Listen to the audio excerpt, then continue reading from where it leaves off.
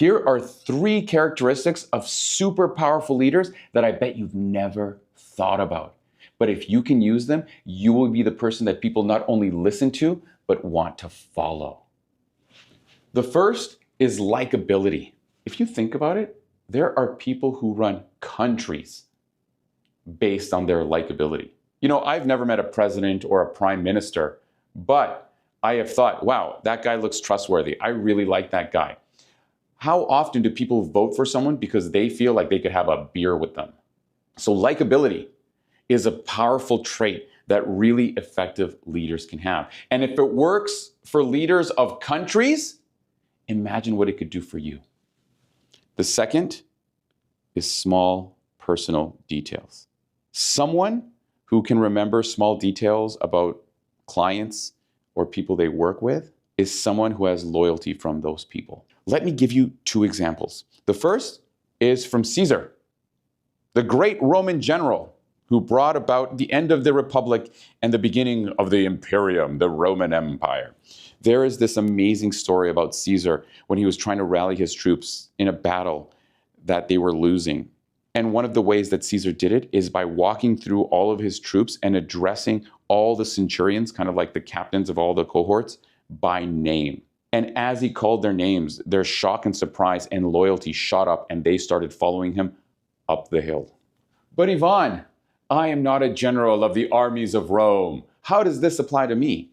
Well, let me give you an example from a couple of days ago.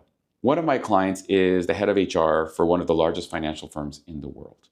And a few days ago, they had this sort of open Q&A session between their co-op students and the CEO of the company. So imagine the CEO of a huge financial institution and like 60 second, third, and fourth year students from universities. And the thing that really stood out that was shocking, because it shocked all the students as well as the HR manager, and she was telling this to me. One of the co-op students would ask a question, and the CEO would be like, oh yes, you're the one that studied this, this, and this, and you're from this place, right? And the students would be like, yes, how did you know that? And like, it was a dramatic effect that the CEO knew all these little details about various people in the room.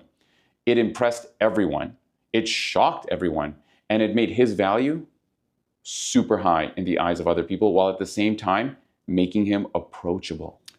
The third quality is curiosity, demonstrated through questions. If you read How to Win Friends and Influence People, Dale Carnegie talks a lot about Lee Iacocca, who was one of the great CEOs of the modern era. And the reason they highlighted Lee Iacocca in the book was because he had a very unique way of getting willing participation from the people around him. He rarely told people what to do. He rarely gave orders.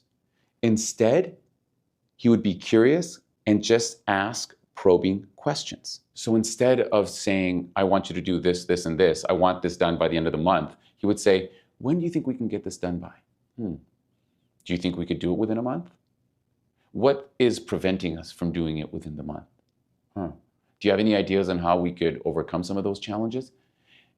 And through this curiosity demonstrated by questions, he would have the people around him do all the problem solving and willingly accept his vision because they felt like they had the power to change. They felt like they had the initiative, like Lee Iacocca was giving them the initiative. And let me give you another example from my own personal life. Many years ago, in my early 20s, I actually worked in a hotel.